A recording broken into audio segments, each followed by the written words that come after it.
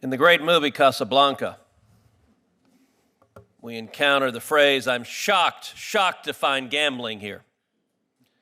I have to say, sitting through this hearing and listening to our Democrat colleagues say, I'm shocked that anyone would think there was weaponization at the Department of Justice or the FBI. It makes me wonder where my Democrat colleagues have been the last 4 years. In over 200 years of our nation's history, we've had 47 presidents. Mr. Blanche, of those 47 presidents, how many not named Donald John Trump have been indicted? 0. How many presidents not named Donald Trump have been prosecuted? 0. How many not named Donald J. Trump have had FBI agents arrive at their home and rifle through their home? 0. Throughout 4 years of the brazen weaponization of the Department of Justice and the FBI, Senate Democrats sat by meekly and mutely. Understand, President Trump wasn't indicted once, he wasn't indicted twice, he wasn't indicted 3 times, 4 separate times by partisan Democrat prosecutors who were terrified that the American people would vote to reelect him. You heard just a minute ago my friend from Vermont ask you to defend the good men and women of the FBI. I agree, you should defend the good men and women of the FBI, and I'll tell you, I've heard from FBI agents who are horrified at an institution that had built a reputation for integrity being cheapened by being turned into a political weapon to attack the opposition of the Democrat White House. The single biggest thing, Mr. Blanche, you can do to protect the good men and women of the FBI is to restore integrity to the FBI and end the weaponization that has caused half of the country to no longer trust what used to be the premier law enforcement agency in the world.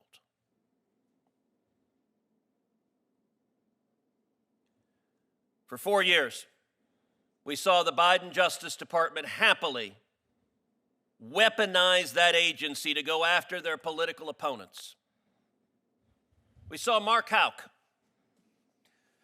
a pro-life protester who faced a pro-abortion protester who screamed and shoved his son, and he pushed the man back. In response for pushing a man back who had screamed at his 12-year-old son, the Biden Department of Justice and FBI sent an army of FBI agents at the crack of dawn to his house, machine guns drawn, to arrest him in front of his 7 kids. Mr. Houck had, by the way, offered through his counsel to turn himself in. In your many years as a prosecutor, have you ever sent an army of FBI agents to arrest someone who's offered to turn themselves in peacefully? No.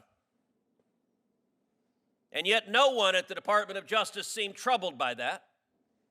They happily authorized that. And not a single Democrat on this committee, to the best of my knowledge, has ever asked one damn question about it.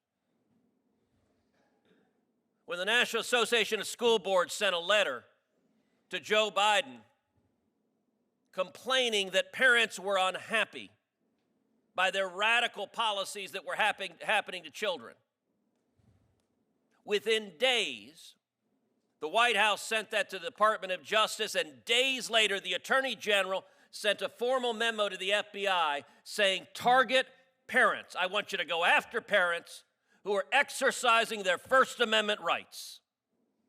And we've had moms and dads all over the country who've had the G-men come knocking on their door because they had the temerity to exercise free speech. Is targeting moms and dads who go to school boards and engage in peaceful speech, is that a permissible use of law enforcement? Not in my view, Senator. You know, if you look at this election, there are a number of issues on which there is a clear and unmistakable mandate. There is an unmistakable mandate to secure the border. Because for 4 years, Joe Biden and the Democrats defied the law.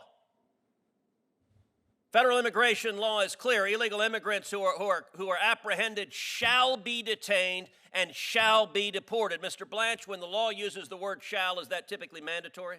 It is. And what Joe Biden did is something no president in the history of our country has ever done. He refused to follow the law, released millions of illegal immigrants into America. He released murderers. He released rapists. He released child predators. He released Venezuelan gang members. If Joe Biden and the Democrats had been willing to follow the law, Laken Riley would still be alive instead of being murdered by a criminal illegal alien released by Joe Biden and the Democrats. If Joe Biden and the Democrats had followed the law, Jocelyn Nungary in my hometown of Houston, beautiful 12-year-old girl, raped and murdered by 2 illegal immigrants, Venezuelan gang members, Joe Biden had in custody and released.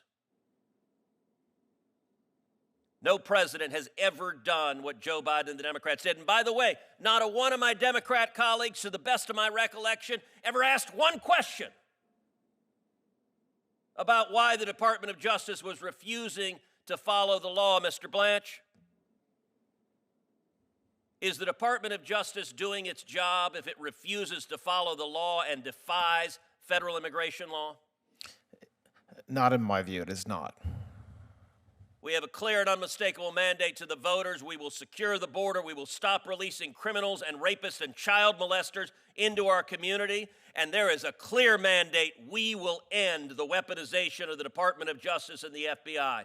Does this committee have your commitment that you will be faithful to the law, to the Constitution, and you will bring integrity back to the Department of Justice? Absolutely. One final question, Mrs. Slater. You and I have talked about how I think the single biggest threat to free speech is big tech censorship.